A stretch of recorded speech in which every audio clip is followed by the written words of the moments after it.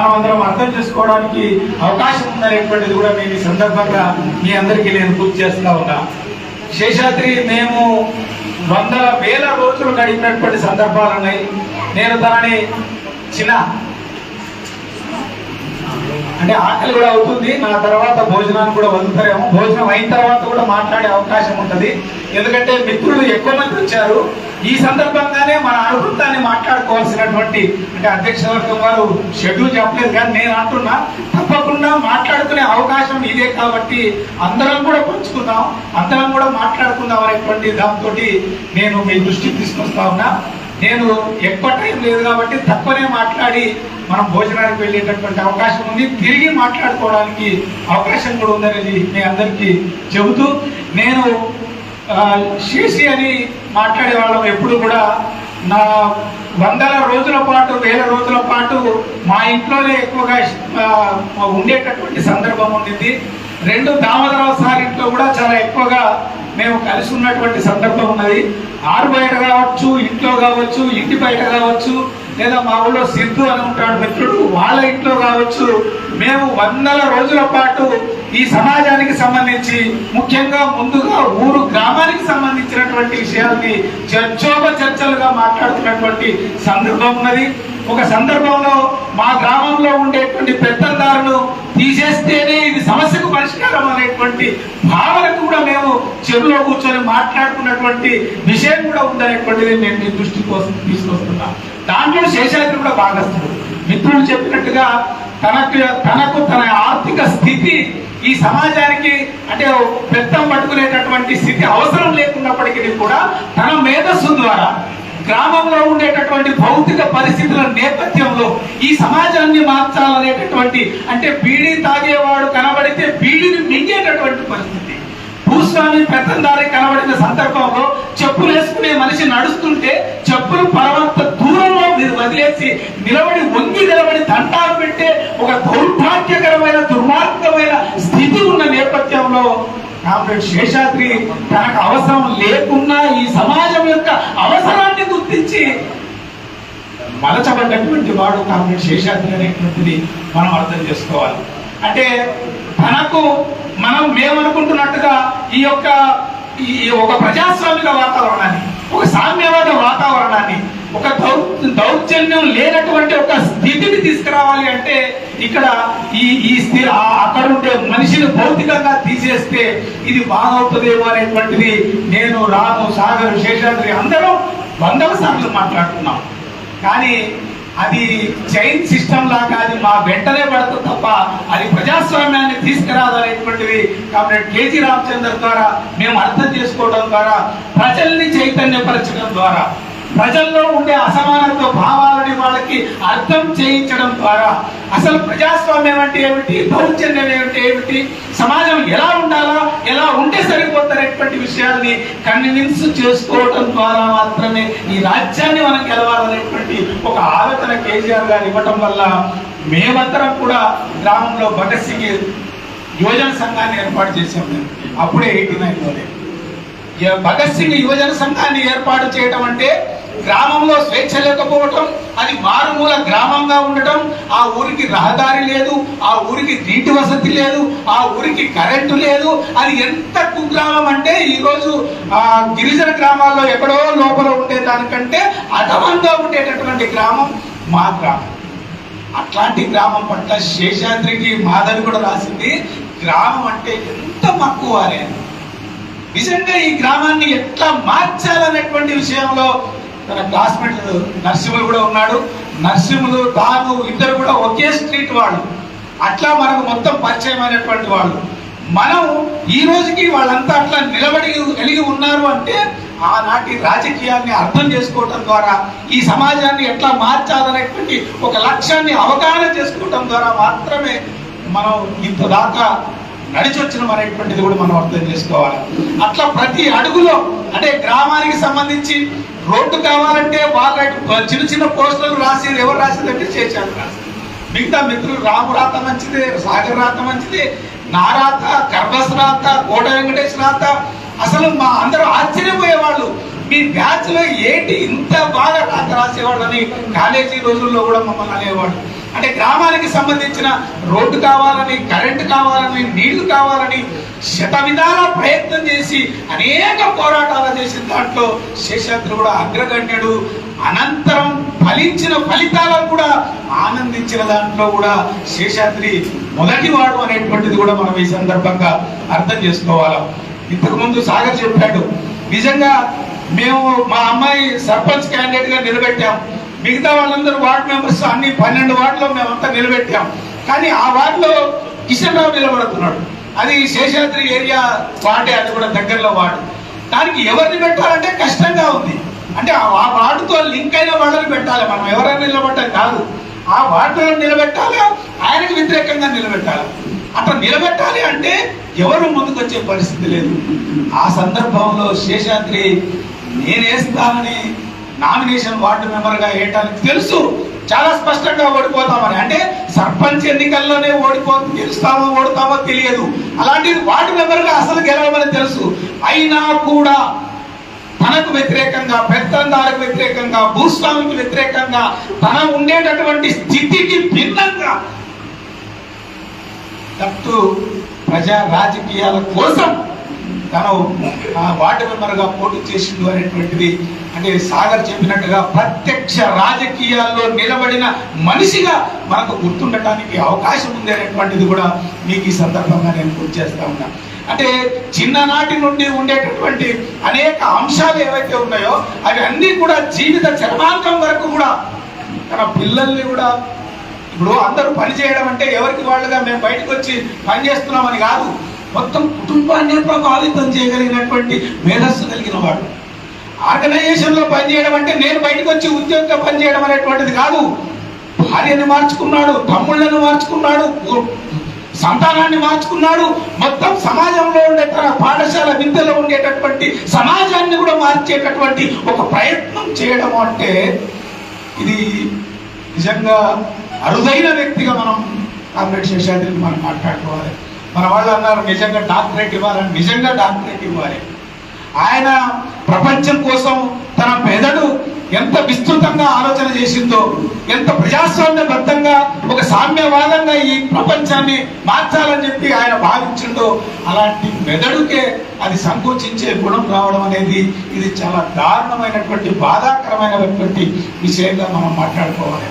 ఆయన 1992లో మేము డిగ్రీ చదువుతున్నా, అంటే మాది అయిపోయింది కానీ తనది ఇంకా చదువుతున్న అంత నెక్స్ట్ తరంలో తాను మొత్తం తన క్లాస్మేట్స్ అందరికీ లేదా ఆ డిగ్రీ అవుతున్నటువంటి సందర్భంలో ఒక ఉత్తరం రాసి 3 పేజీలు నాకు మొన్న మాధవి ఇస్తే నేను దాంట్లో చూసిన.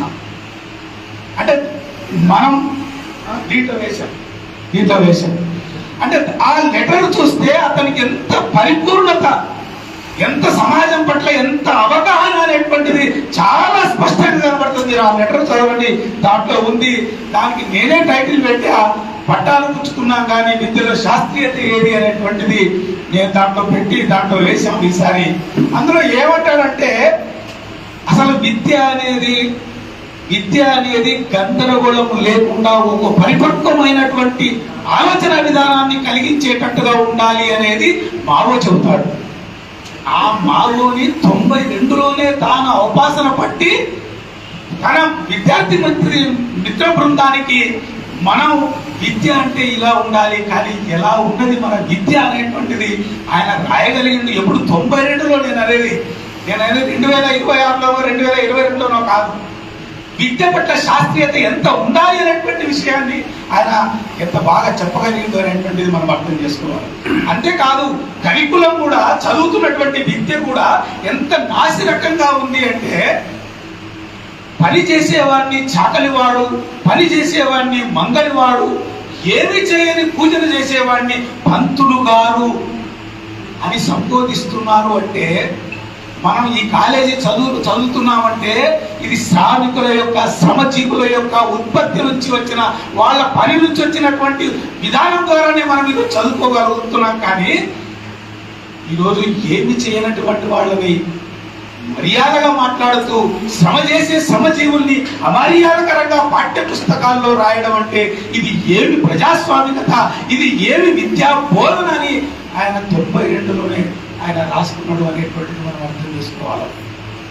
ఆయన దీని వెనకాల ఆయనదే రాష్ట్ర జనరల్గా రాము వేరే ఎవరిదన్నా వేస్తే బాగుంటుందేమో అని అన్నాడు, కానీ నాకు అట్లా అనిపించలే.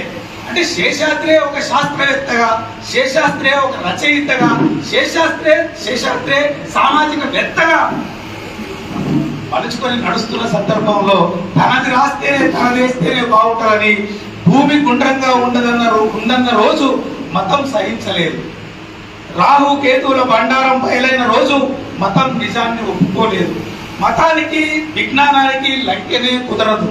మతం ఉద్దేశం ఏందో శంభూక వద ఏకలవ్య కథల ద్వారా అర్థమవుతుంది. అయినా మతం ఊబిలో చిక్కుకుపోయాం. ఎంతగా అంటే సైన్స్ని నమ్మలేనంతగా. అంటే ఇంత బాగా ఆ రోజుల్లోనే రాసి ఉన్నాడు అంటే ఆయన యొక్క పరిణతిని మనం అర్థం చేసుకోవాల్సిందిగా నేను మీ అందరికీ గుర్తు చేస్తా ఉన్నా. అంతేకాదు, మేము గ్రామ విముక్తి కోసం ప్రారంభమైనటువంటి మా ప్రయాణం ప్రపంచ విముక్తిగా మారింది. అంటే గ్రామాన్ని విముక్తి చేయాలి, స్వేచ్ఛను ప్రకటించాలనేటటువంటి తలంపుతో ప్రారంభమైన భగత్ సింగ్ యువజన సంఘంతో ప్రారంభమై మేము చదువుకునే రోజుల్లో మేము ఏమన్నా చేయాలి, ఊరిక చదవడం, అకాడమిక్స్ చదవడం, ఫస్ట్ క్లాస్ రావడం, ఉద్యోగాలు వెతుక్కోవడం ఇది సహజంగా ఎవరైనా చేస్తారు. కానీ మేము డిగ్రీకి 89లో మేము అక్కడికి వెళుతున్నప్పుడు మాకు ఏదైనా ఒకటి ఆయుధం కావాలి అని మేము అప్పుడు ఆలోచన చేసి వీడిఎస్ని మేము ఆహ్వానించాం. అందులో మేమందరం భాగస్వాములు అయ్యాం. సాగర్ కానీ, శేషి కానీ, నరసింహులు కానీ, ఇక్కడ రాము కానీ, మేమందరం కూడా ఈ పీడిఎస్ ద్వారా మేము ఏమయ్యామంటే గ్రామ విముక్తి నుంచి ప్రపంచ విముక్తి సిద్ధాంతానికి వచ్చాం. ప్రపంచ విముక్తి సిద్ధాంతం అంటే శ్రామిక వర్గ విముక్తి సిద్ధాంతంగా తను ఆలోచించడం అనేటటువంటి విషయాన్ని మనం ఈ సందర్భంగా అర్థం చేసుకోవాలి. నేను ఈ మాట చెబుతుంటే ఆయన అసలు మా ఊరు నుంచి అప్పుడు ఎంత వలసలంటే ఉన్నవే 2 బస్సులు, అది పొద్దున ఒకటి సాయంత్రం ఒకటి.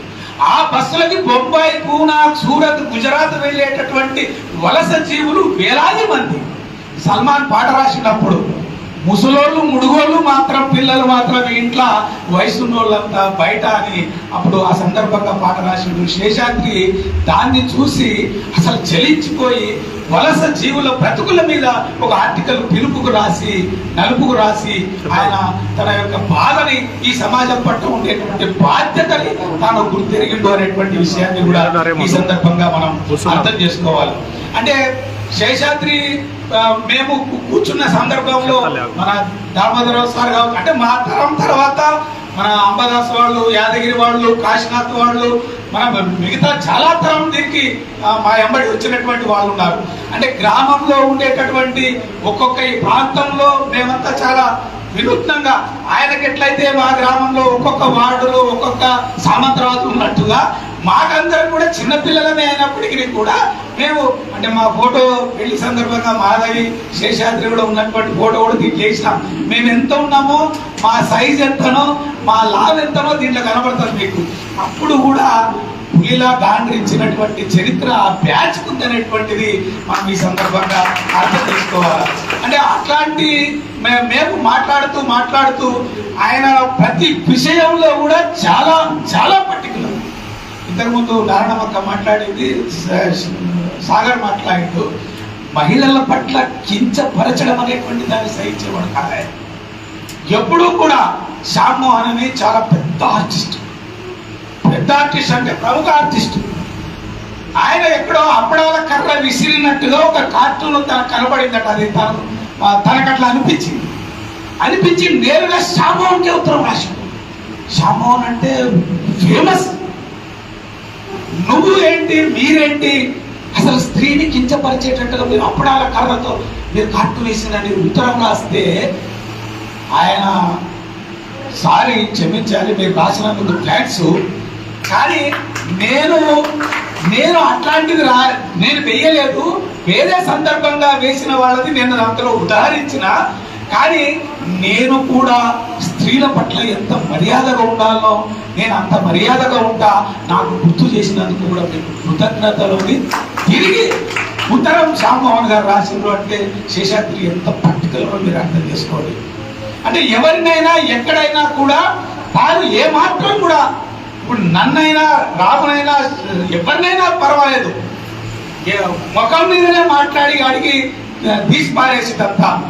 ఒక రకంగా చెప్పాలంటే శేషాద్రి ఆయనకుండే మేధస్సు, ఆయనకుండే ఆలోచన, ఆయనకుండే గణితంలో ఉండే మేధస్సు, ఆయన నిజంగా చాలా పెద్ద సంపదవంతుడు కావాలి. ఆయన ఎంత సంపదవంతుడు అంటే వాళ్ళ కుటుంబానికంటే 100 రెట్లు అయ్యేటటువంటి శక్తి సామర్థ్యాలు ఉన్న మనిషి జీవితంలో దాన్ని కోల్పోయిన ప్రజా సంపాదనని మాత్రం, ప్రజా కీర్తిని మాత్రం సంపాదించుండు అని మాత్రం చెప్పక తప్పదు అనేటువంటి విషయాన్ని నేను ఈ సందర్భంగా మీకు దృష్టికి తీసుకొస్తా ఉన్నా. మన మనోరాష్ట్రాలు చెప్పినట్టుగా ఇందులో చాలా కార్టూన్స్ ఉన్నాయి, అంటే ఇంకా కార్టూన్లు కూడా ఉన్నాయి.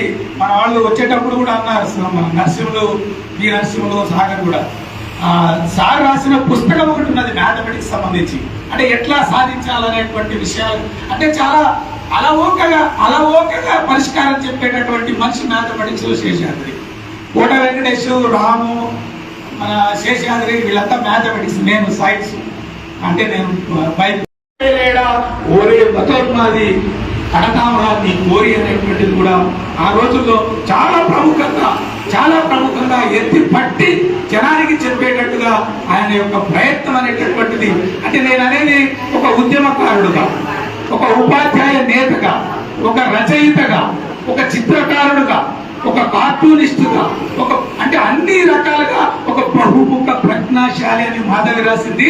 అది నిజంగా కామ్రేడ్ శేషాద్రి బహుముఖ ప్రజ్ఞాశాలి అనేటువంటి. అంతకంటే మించి నేనేమంటున్నానంటే శ్రామిక వర్గ సిద్ధాంతాన్ని అవపాసన పట్టి చివరి దాకా కొనసాగించిన మహనీయుడు కామ్రేడ్ శేషాద్రి అనేటువంటిది కూడా మనం అర్థం చేసుకోవాలనేటువంటిది నేను స్పష్టం చేస్తున్నా. ఇంట్లో చాలా విషయాలు ఉన్నాయి. ఇంకా మనం ఆయన అన్ని చదవండి. అంటే ఆయన ప్రతి సందర్భంలో రంగనాయకమ్మ గారికి లెటర్ రాయటమే. మన రాష్ట్రంలో మోహన్ అనే చిత్రకారుడు ఉన్నాడు, మోహన్ కి లెటర్ రాయటమే. నువ్వు ఎవరు మనకు కనబడిన ప్రముఖంగా వాళ్ళకి లెటర్లు రాసి డైరెక్ట్ గా ఆన్సర్లు తీసుకోవడమే. మేము ఒకసారి పీడిఎస్ రాష్ట్ర మహాసభల సందర్భంగా అంటే రాష్ట్ర సభల ముందు రాయాలన్నా, మహాసభ ముందు రాయాలన్నా, లేక 9 ముందు రాయాలన్నా అని పెద్ద చర్చ, మాకు ఇంటర్నేషనల్ చర్చ. అది శేషాద్రి ఇది కరెక్ట్, అది కరెక్ట్, ఇది కరెక్ట్ అని, ఇదంతా కుదరదని భాష మీద పట్టుకున్న రంగనాయకమ్మ గారికి లెటర్ రాస్తా అని ఆ లెటర్ నిలబెట్టుకున్నాను మన దగ్గర. అంటే ఎంత పట్టుదల మనిషి అంటే